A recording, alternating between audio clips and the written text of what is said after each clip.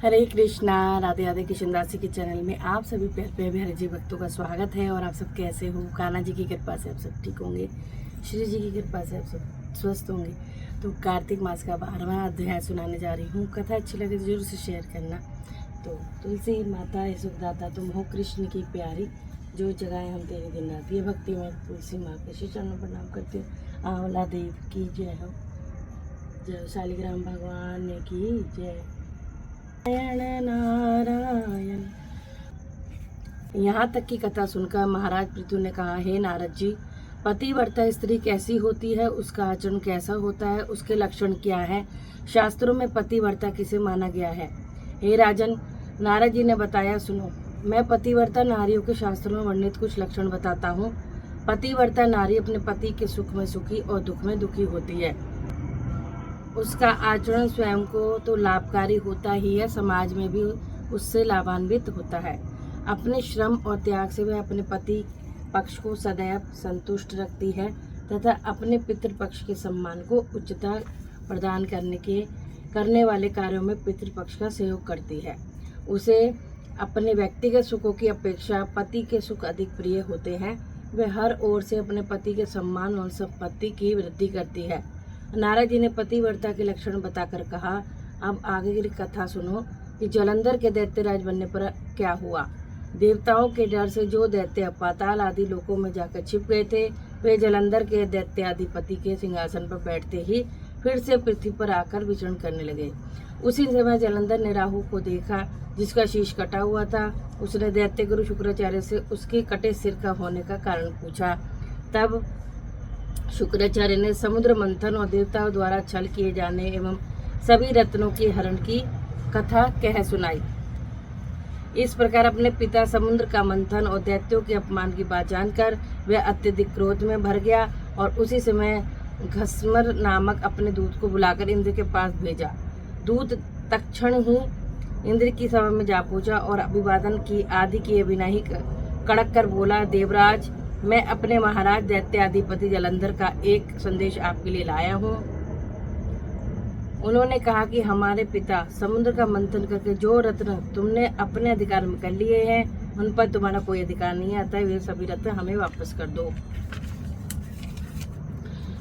दूत के ऐसे वचन सुनकर इंद्र तनिक भयभीत और विस्मित होकर बोला, यह समुद्र सदा ही हमारे घोर शत्रु इन दैत्यों की रक्षा करता रहा है, अतः उसे मत कर हमने जो रत्न प्राप्त किए हैं उन पर दैत्यों को कोई अधिकार नहीं है। दूत ने जाकर यह समाचार जलंधर को दिया तो वह क्रोध से और अधिक भड़क उठा और देवताओं को जीतकर वे रत्न प्राप्त करने की सोचने लगा। उसने सभी दिशाओं तथा पाताल आदि में भी अपने दूत भेजकर सभी दैत्यों को बुलवा लिया।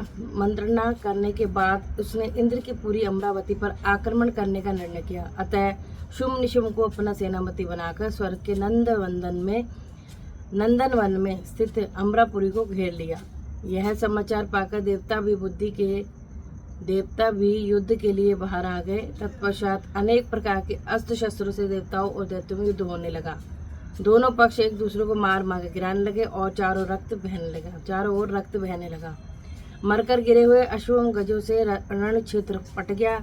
एक और युद्ध में मारे गए दैत्यों को दैत्य गुरु शुक्राचार्य अपनी संजीवनी विद्या से जीवित कर रहे थे। दूसरी ओर बृहस्पति जी द्रोणाचल की दिव्य औषधियों द्वारा देवताओं को जीवित कर रहे थे। उधर जब दैत्यराज जलंधर को देवगुरु बृहस्पति द्वारा देवताओं को पुनः जीवित करने का समाचार मिला तो उसने अपने अनुचरों को आदेश दिया कि द्रोणाचल पर्वत को उठाकर समुद्र में फेंक दें। उसके अनुचरों ने ऐसा ही किया। जब बृहस्पति देव औषधि लेने आ गए तो द्रोणाचार्य को वहां न देख तो वे घबरा गए। उन्होंने तुरंत देवताओं को सावधान किया, हे देवताओं, शीघ्र ही यहाँ से भागो। यह दैत्य भगवान शिव के अंश से उत्पन्न हुआ है, इसलिए तुमसे नहीं मरेगा। देवगुरु बृहस्पति इस घोषणा से देवताओं में भय व्याप्त हो गया और वे युद्ध स्थल में भाग खड़े हुए। देवताओं को भागते देख दैत्यराज जलंधर और उसके सेनापति जीत के नगाड़े बजाते हुए अमरावती में प्रवेश कर गए। उधर सभी देवता उसके भय से सुमेरु पर्वत की कंदराओं में जा छिपे। जलंधर को जब उनके वहां छिपे होने का पता चला तो अमरावती का कार्यभार शुम्भ निशुम्भ को सौंपकर वह देवताओं का पीछा करने के लिए सुमेरु पर्वत की ओर चल दिया। इंद्रादि देवताओं ने जब उसे सुमेरु पर्वत की ओर आते देखा तो वे अपनी रक्षा के लिए भगवान विष्णु का स्मरण और स्तुति करने लगे। हे कच्छ मच्छ आदि अनेक रूप धारण करके अपने भक्तों के दुखों को मिटाने वाले, हे सारी सृष्टि का पालन संहार करने वाले, शंख चक्र गदा और पद्म को धारण करने वाले प्रभु, आपको बारंबार नमस्कार है। हे लक्ष्मी रमणा, हे दैत्यों का नाश करने वाले, हे पीताम्बरधारी शरणागतों के रक्षक, आपको नमस्कार नमस्कार है। जलंधर नामक दैत्य के संताप से पीड़ित हम देवताओं के समस्त संतापों को हरने वाले तथा चंद्र सूर्य दो नेत्रों वाले, आपको नमस्कार है। हे राजन, जो कोई मनुष्य भगवान की संकट नाशक स्तुति को पढ़ता है उसके समस्त संकट भगवान स्वयं दूर करते हैं। सो हे राजा पृथु, देवताओं की स्तुति सुनकर उसके महान दुखी को उनके महान दुखों को देखकर भगवान श्री हरि शीघ्रता से उठे और गरुड़ पर सवार होकर चलने को उद्यत हुए। तब श्री लक्ष्मी जी ने पूछा कि हे प्रभु, आप कहाँ जा रहे हैं? तब भगवान बोले कि तुम्हारे भाई जलंधर के वैसे भयभीत तथा पीड़ित देवताओं की सहायता करने जा रहा हूँ। प्रभु की यह बात सुनकर लक्ष्मी जी बोली, भगवान मैं आपकी परम प्रिया हूँ, तब भी आप मेरे भाई का वध करेंगे? तब श्री नारायण भगवान बोले, भगवान शंकर से उत्पन्न होने और ब्रह्मा जी के वचन के कारण हम तुम्हारे भाई को कदापि नहीं मारेंगे। हम वचन देते हैं, किंतु देवताओं की रक्षा करना भी हमारा परम कर्तव्य है। ऐसा कहकर भगवान विष्णु आयुधों के युक्त हुए देवताओं की रक्षा के लिए गरुड़ पर सवार होकर चल दिए। उनके सुमेरु पर्वत क्षेत्र में पहुंचे पर बहुत से दैत्य तो गरुड़ के पंखों के वेग से ही मारे गए। यह देखकर दैत्यराज जलंधर क्रोध से भरकर युद्ध के लिए भगवान के सम्मुख आया। देखते ही देखते दोनों में घोर संग्राम होने लगा। आकाश बाणों में ढक गया। तब भगवान ने अपने बाणों से जलंधर के रथ के छत्र ध्वजा काट डाले। घोड़े बाणों से घायल होकर मारे गए और भगवान ने अपने बाणों से उनके धनुष को भी टुकड़े टुकड़े कर दिया। जलंधर ने भी गरुड़ के मस्तक पर गदा के प्रहार किया, जिससे गरुड़ को मूर्छा आ गई। तत्पश्चात दोनों के बीच मल्ल युद्ध होने लगा। दोनों एक दूसरे भयंकर प्रहार कर रहे थे। उनके मध्य हो रहे इस भीषण युद्ध को देखकर सारा संसार भयभीत होकर कांप उठा था। भगवान जानते थे कि यदि हजारों वर्ष तक यह युद्ध चलता रहे तो इसका कोई परिणाम नहीं निकलेगा, क्योंकि ब्रह्मा जी के वरदान के कारण वह दैत्य केवल महादेव के हाथों से ही मरेगा। अतः उन्होंने युक्ति से काम लिया और अचानक युद्ध रोककर बोले, हे दैत्यराज, तुम्हारा और हमारा युद्ध ठीक नहीं है, क्योंकि तुम लक्ष्मी के भाई हो। तब जलंधर बोला, हे विष्णु जी, यदि हमारे बीच युद्ध ठीक नहीं है तो हमारे आपसी संबंधों का कोई प्रमाण दे। मेरी इच्छा है कि आप लक्ष्मी जी एवं अपने गणों से अतिथि बनकर मेरे घर रहें। एवं मस्तु ऐसा ही हो। ऐसा कहकर भगवान विष्णु लक्ष्मी जी के अपने गणों से जलंधर घर में रहने के लिए चले गए। अब तो जलंधर और अधिक वैभव और शक्ति संपन्न हो गया। उसने दूसरे लोगों और भगवान से देवी देवताओं को भगा दिया और उसके पदों पर सभी जगह दैत्यों को नियुक्त कर दिया। देवों, यक्षों, किन्नरों और गंधर्वों की भी सभी संपत्ति अपने अधिकार में ले ली। इस प्रकार देवों, यक्षों, किन्नरों और गंधर्वों आदि को अपनी प्रजा बनाकर जलंधर निष्कंटक शासन करने लगा। हे राजन, उस भगवान के दर्शन करने और दैत्य जलंधर की राज्य शोभा देखने हम स्वयं भी उसकी राजधानी गए थे। उसने हमारा बड़ा ही आदर सत्कार किया था और कहा, भगवान आपका आगमन कैसे हुआ, कहिए मेरे लिए क्या आज्ञा है। भगवान विष्णु को जलंधर वध करने में विवश देख और देवताओं के कल्याण हेतु हमने उससे कहा कि दैत्यराज, मैं कैलाश गया था, वहाँ पार्वती सहित अवधूत शिव और उसका वैभव भी देखा। उसका वैभव देखकर मैं आश्चर्यचकित रह गया और विचार करने लगा कि क्या उसके जैसा वैभव किसी और का भी होगा। ये विचार करके मैंने तीनों लोगों का भ्रमण किया और अंत में यहाँ पहुँचा हूँ। हे दैत्यराज, शिव जैसे वैभव मैंने कहीं नहीं देखा, किंतु यहाँ आकर मैंने तुम्हारी समृद्धि और वैभव देखा।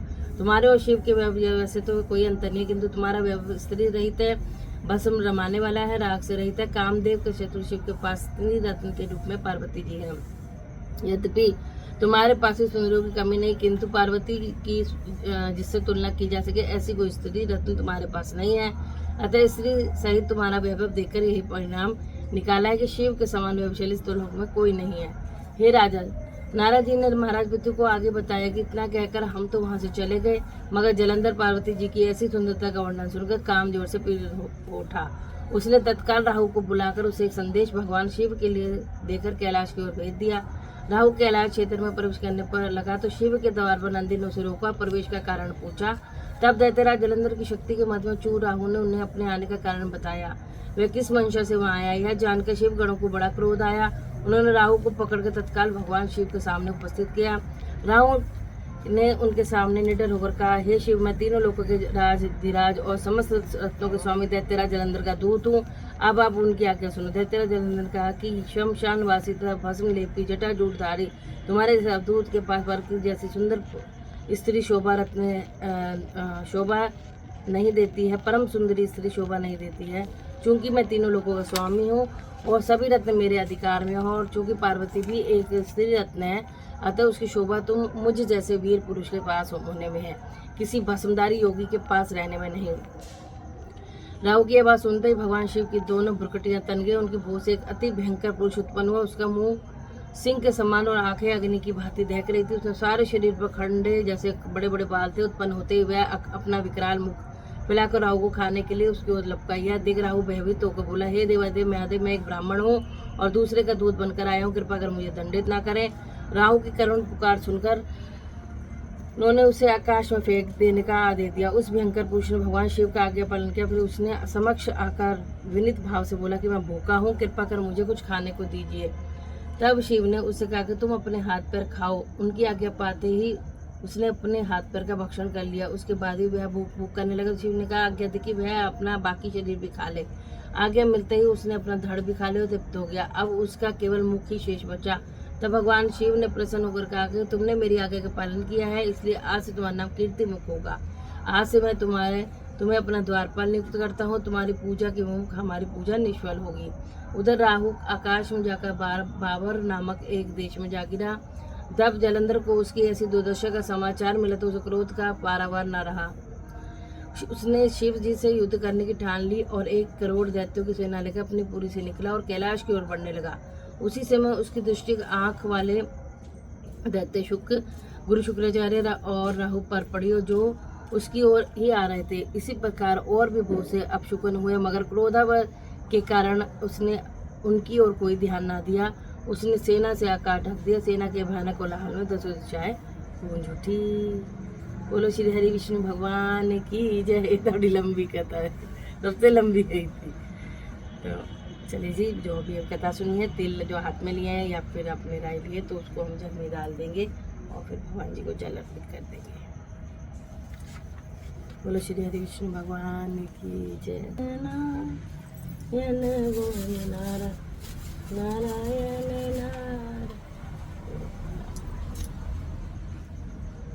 तुलसा महारानी नमो नमो, हरि की पटरानी नमो। कौन से महीना बुतसरानी, कौन से महीना हुई हरियाली अषाढ़ रानी गावन वास हुई हरियाली। तुलसा महारानी नमो, हरि की पटरानी नमो नमो। कौन से महीना हुई तेरे पूजा, कौन से महीना हुई सगाई मास हुई तेरे पूजा, मक्सिर मास हुई सगाई। तुलसा महारानी नमो नमो नमो नमो। कहाँ बैठी तुलसा, कहाँ बैठी शालिग्राम, गमला बैठी तुलसा, आसन बैठी शालिग्राम। तुलसा नमो नमो, हरि की पटरानी नमो नमो। 56 भोग 25 व्यंजन, बिन तुलसी ने एक भी पूजन। तुलसा नमो नमो, हरि की पटरानी नमो नमो। जो तुलसा जी की आरती गावे, बसी वैकुंठ परम पद पावे। मनवांचित वाली किसी पावे। तुलसा महारानी नमो नमो। तुलसी माता सुजाता तुम हो कृष्ण की प्यारी, जो जगह आप सब स्वस्थ रहिए, मस्त रहिए, श्री हरि के चरणों से लगे रहिए, ये मैं प्रार्थना करती हूँ। जय जय श्री राधे।